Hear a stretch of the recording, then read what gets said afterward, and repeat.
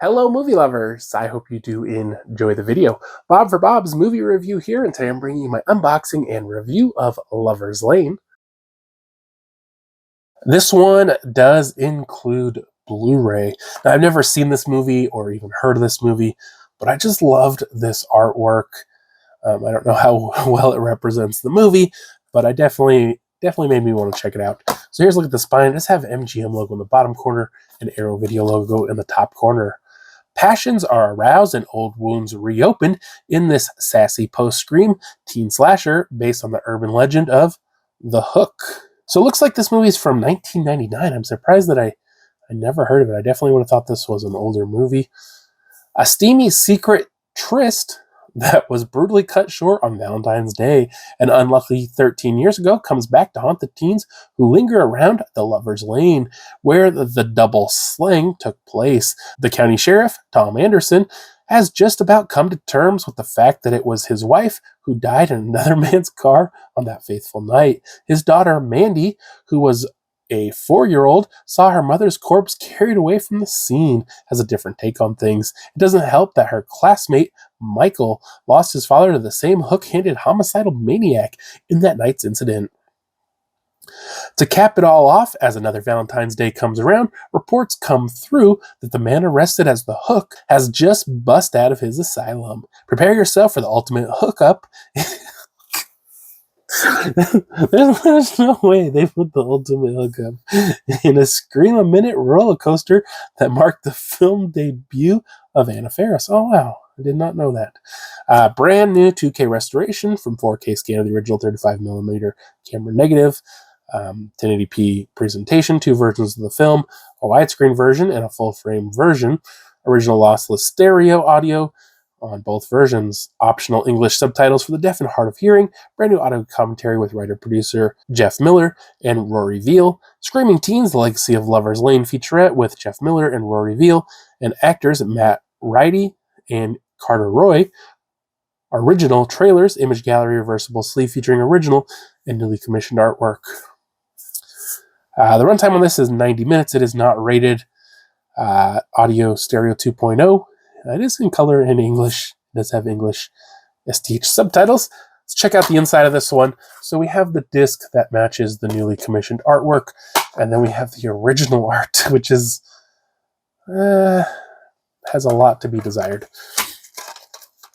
So I did get with this booklet. It's a small booklet. It is glossy. Just a couple images there. There you see Anna Faris.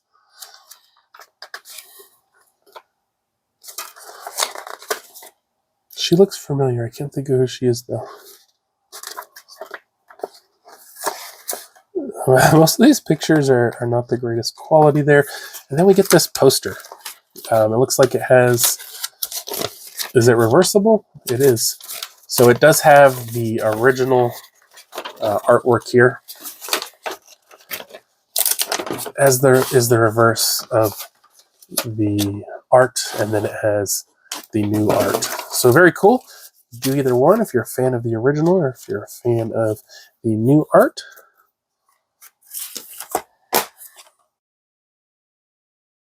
All right, so I just watched Lover's Lane.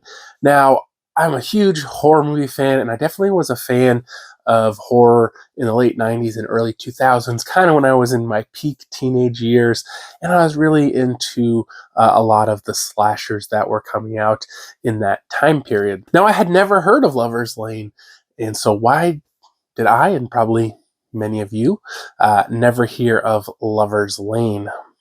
Well, it's full of unknown actors. Somehow a star was born in this movie. Anna Faris is in this. There's nothing spectacular about her performance in this.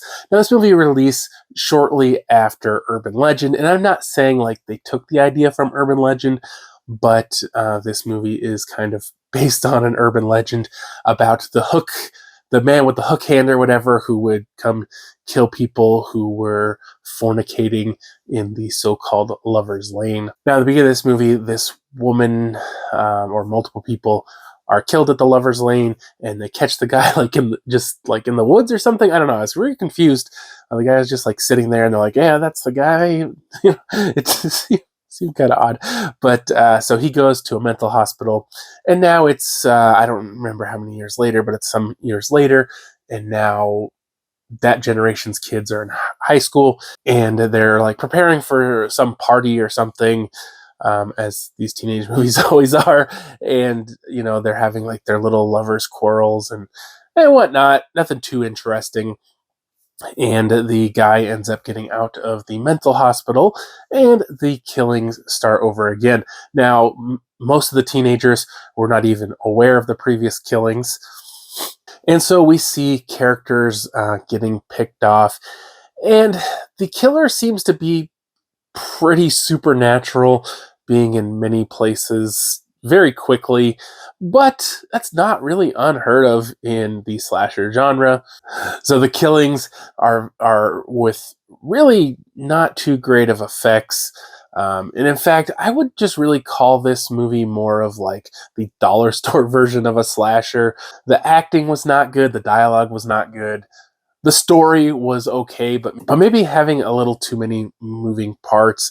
And in the end, it was a weird ending, but it kind of made it make a little more sense. So this movie doesn't come even close to living up to the